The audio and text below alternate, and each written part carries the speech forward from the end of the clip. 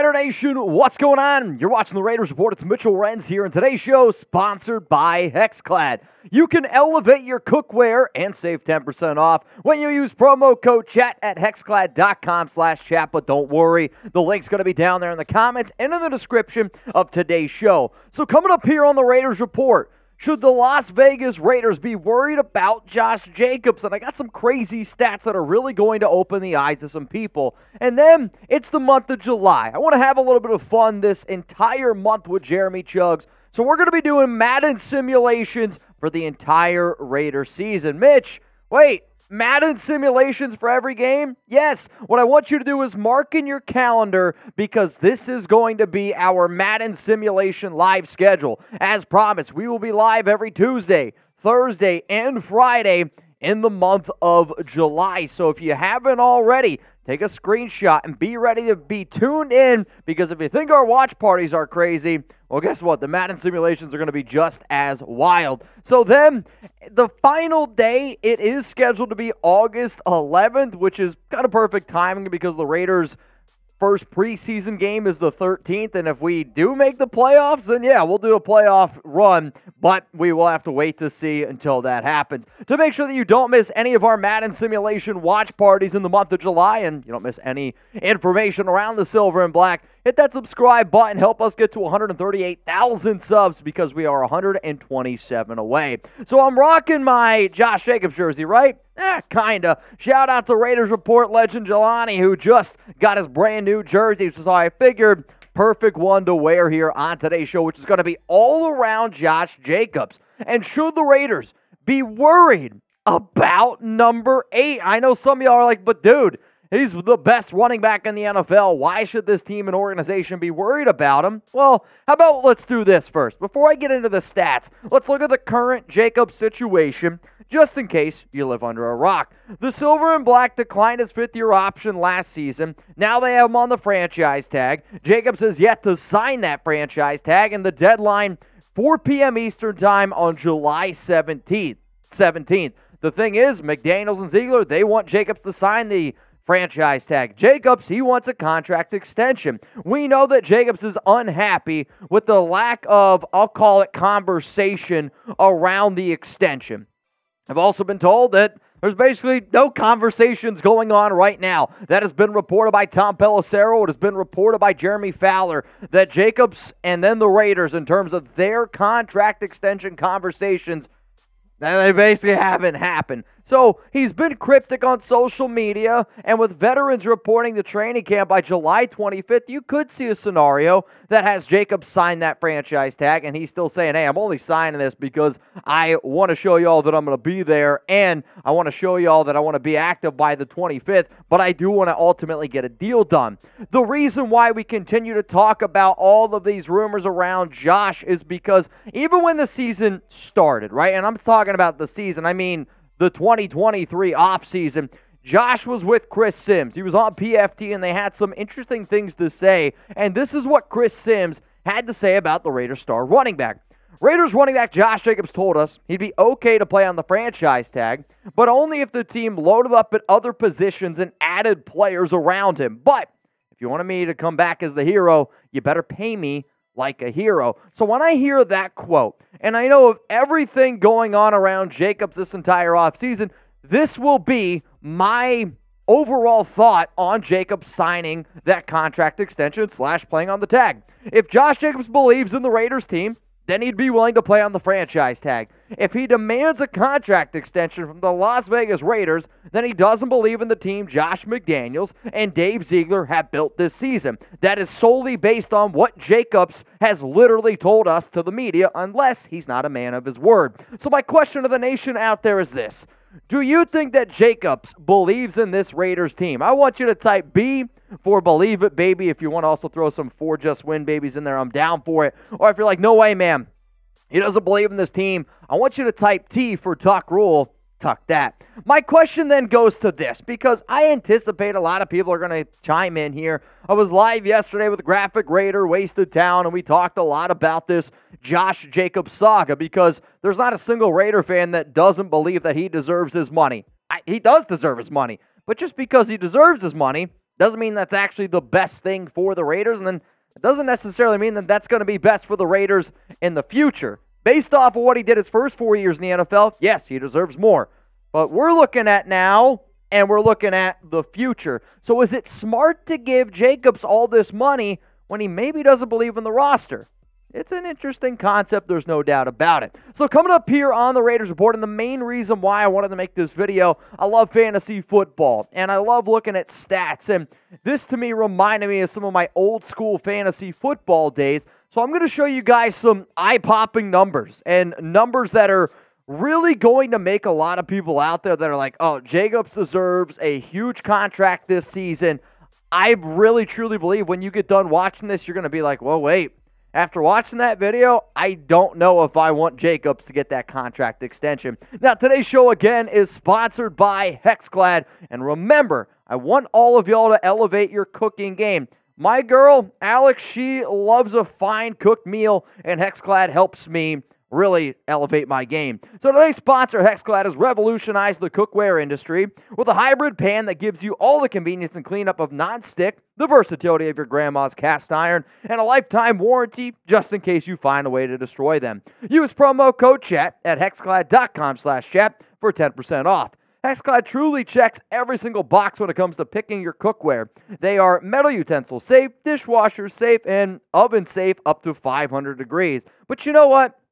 I know some of y'all are like, Mitch, you run the Raiders Report. You're not a professional cook. I hear you. I hear you. But at the end of the day, what about this guy? You ever hear of Gordon Ramsay? I know some of y'all are trying to line up to get to his restaurant in Las Vegas, and this is what he had to say about Hexclad. The sear I can get with these pans is incredible. With absolutely no stick, the temperature control is utter perfection, and the cleanup is effortless. I love using Hexclad at home. So they are also the sexiest pans on the market. Score points at home. It's time to stop ordering delivery food and start cooking like a big boy with Hexclad. Real cuisine isn't made in the microwave. It's cooked in a Hexclad.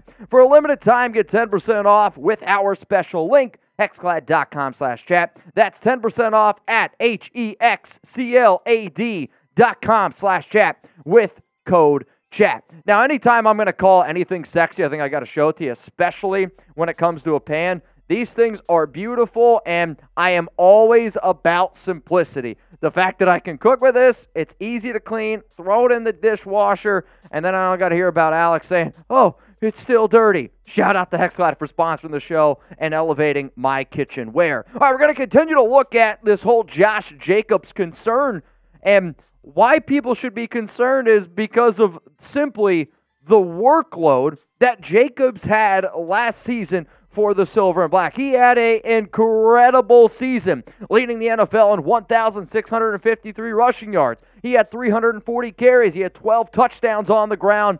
And man, I can still remember that touchdown against the Seattle Seahawks. That was unbelievable. But not only was he a monster on the ground, the reason why he was that true workhorse, that bell cow, is because also, oh yeah, he was the only guy that really did anything out of the backfield as well, maybe minus Amir Abdullah. But 53 grabs, 400 yards, and 7.5 yards per catch. So when you add his receptions, when you add his total carries, last year, and this is a very heavy workload for any running back, for any player in the NFL, 393 touches. That was most in the NFL.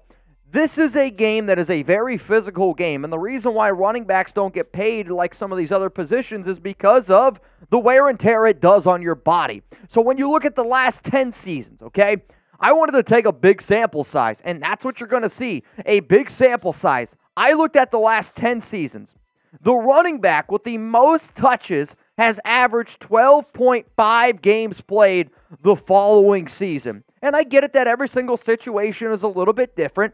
Certain running backs are built different, and hey, that's always a thing to look at. The ages of certain running backs is something to look at. But what I am going to show you right now is the last seasons of all the running backs starting in 2021, and we're going to work our way all the way back to, I think it's like 2013, of what happened to the NFL touch leaders the following season. So let's go to 2021 here. Najee Harris, which pretty damn impressive, at age 24, led the Pittsburgh Steelers in overall touches. In his rookie year in 2021, he had 307 carries. The following season, he had 272. But if you look, the rush yards came down a little bit. The receptions came down a little bit.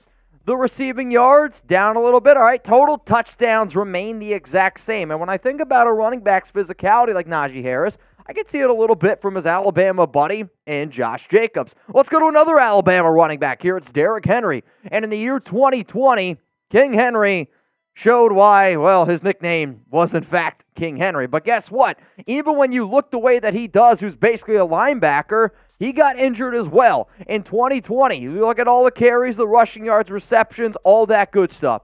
But what I really want you to look at is when I talk about these backs is the right side of the screen, because then the following year, he was only able to play in 8 games. All the numbers, much, much lower. Well, what about 2019? Full disclosure, Josh Jacobs, Christian McCaffrey are not like anything, but Christian McCaffrey is the highest paid running back in the NFL. Do you know why? It's not because of his ability to run between the tackles. No, it's because of his ability to be able to catch the football. And the NFL is showing you, if you can catch the ball, it's why receivers get paid more. If you can catch the football, you're going to get paid more. But let's talk about McCaffrey and that 2019 season that he had with the Carolina Panthers. It was outstanding. Guess what? Huge workload. Following season, only able to play in 3 games. And the injuries really started to rack up. So far we've already seen 3 running backs here. 2 out of the 3 have missed significant time. The only running back in this entire scenario that I looked at that is the outlier, and some of y'all are going to be like, well, maybe Jacobs can be the outlier. He absolutely can be, because the first 4 seasons of Jacobs is actually pretty similar to what Ezekiel Elliott was doing with the Dallas Cowboys. That offensive line was a lot better. However, though, Zeke led the NFL in touches in 2018. So you look at 2018 compared to 2019. From a per-game basis, it was a lot more impressive what he did in 2018 compared to 2019. That's also why Zeke has been in the game as long as he has. But I do also admit that the Cowboys regret giving him the contract that they did. Let's go to 2017 Le'Veon Bell. And I don't have any graphics or any stats to show you, because one of the reasons why I don't want Jacobs to hold out is because look at what happened to Le'Veon. He had an incredible season, led the NFL in touches in 2017, holds out in 2018, and has just never been the same running back since. So you don't want to turn out like Le'Veon Bell. Guess what? I got 5 more examples coming up here on the show. But since Bell was the player that ended up holding out, you got a few situations that the Silver and Black McDaniels and Ziegler could do with Josh Jacobs. So my question is this. What's going to end up happening here? Is he just going to sign the franchise tag? Type F. If you think that he ends up getting that contract extension done, type E. If you think that he ends up demanding a trade, type T. Or if you think he holds out and does exactly what Le'Veon Bell does, I want you to type H down in the comments. Let's continue to look at the trends here of running backs. 2016, David Johnson at the age of 25. This one was a really eye-popper because I can literally remember him going down with the injury that he had, and ever since then, hasn't been good. So in 2016, this guy has an incredible season. 80 catches, 879 yards, 20 total touchdowns. Well, he gets hurt in the very first game, and I know that injuries are always hard to predict. But guess what? I also see what you guys have to say about Jimmy Garoppolo. When it comes to the running back position, when your body has the amount of wear and tear that it does, injuries are more likely to happen, which is all I'm trying to show you in this video. 2015, the oldest running back out of this group was Adrian Peterson. I love Jacobs. Adrian Peterson's a top 5 running back of all time. He has always shown that he is a completely different human being. And yes, he is 30 years old in this scenario, and Jacobs, as we know, is 24 years old. As it stands right now, is going to be 25. But guess what? It happened to Adrian Peterson, too, in 2015. Leads the NFL in touches. The following season was extremely inefficient, was only able to play in 3 games, and ended up getting hurt. But even in the 3 games that he's played, look at the numbers. They are not impressive at all. Let's go to another Dallas Cowboys running back here. DeMarco Murray, at age 26, had an outstanding season. I mean, I can remember this year super clear because my uncle, shout out to Moose, he had in his fantasy football league and was just dominating people. But then you go from 2014, and then he goes over to the Tennessee Titans in 2015. The carries drastically lower. The rushing yards, drastically lower. Why? Because he was not 100% healthy and he got banged up. Also, sometimes when a player has that big-time year and they get that contract, they're not as willing to play through those minor injuries that we saw Jacobs play through last season. 2013, LeSean McCoy. This is another example of, like I said earlier with Zeke, he didn't really suffer any lost games. The numbers are down a little bit, which is still why I wanted to be able to show it, because he was not nearly as effective. The carries are down. The rush yards are down. The receptions are basically cut in half. The receiving yards, much lower. Total touchdowns cut in half. LeSean McCoy is a much different running back than Jacobs, but still from an efficiency standpoint, after having as much work as that he did, it went down. And then in 2012, Arian Foster, at age 24. And man, I really wish that this guy could have stayed healthy because he was really trending in the right direction. But another perfect example of a player who was able to have an incredible season, a very heavy workload, and then, bang, you hit him. Only 8 games played in the following season in 2013. I know I just showed a lot of stats. I know I showed you a lot of running backs. I know I showed you a lot of different scenarios. But I do think these are the types of things that you have to consider when you really look at the running back position, when you think about a back in Josh Jacobs, and when you think about building your roster forward, because what the Raiders don't want is another situation where you got a lot of dead cap hit, and if they give a lot of money to Jacobs and he can't stay healthy, well, now you're going to be dealing with a very heavy dead cap hit situation. So after looking at all of those running backs, okay, all the running backs, essentially, from the most touches and then the following year, it's a 48% decrease in carries, a 54% decrease in rushing yards, 67% decrease in receptions, 62% decrease in receiving yards, 57% decrease in touchdowns. Obviously, I can't predict the future. I do not know what's going to happen with Jacobs. But when you look at his numbers from 2022, the 340 carries, the 1,653 yards, 53 grabs, 400 receiving yards, 12 total touchdowns. When you take into account the numbers that we just looked at, all those percentages decreases, technically, this is what those numbers come out to be. 175 carries, and this is essentially at a 12.5 games played basis. 752 rushing yards, 17 receptions, 152 yards, and 5 total touchdowns. There is not a single person alive that if Jacobs had that season, they'd be like, all right, that was worth every penny. It's simply not true. And if Jacobs ends up having an incredible year, well then great. Hopefully it was on the franchise tag. But what you don't want is to give him a big-time contract extension with a bunch of guarantees, and he has this type of season. So after seeing all of those numbers, and I will be the first one to say, I get it. Every situation is different in the National Football League. Every player is different in the National Football League. And the Raiders, they declined his 5th-year option, and that one bit him in the butt.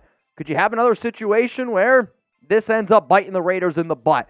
But after looking at all those numbers, how confident are you that Jacobs is going to have another great year? A year worthy of $10.1 million for the running back position. A year worthy of a multi-year extension. I want you to scale it from me from 1 to 10. And if you want to know my answer on this one, slide into my DMs. Give me a follow on Instagram at MitchellRenz365.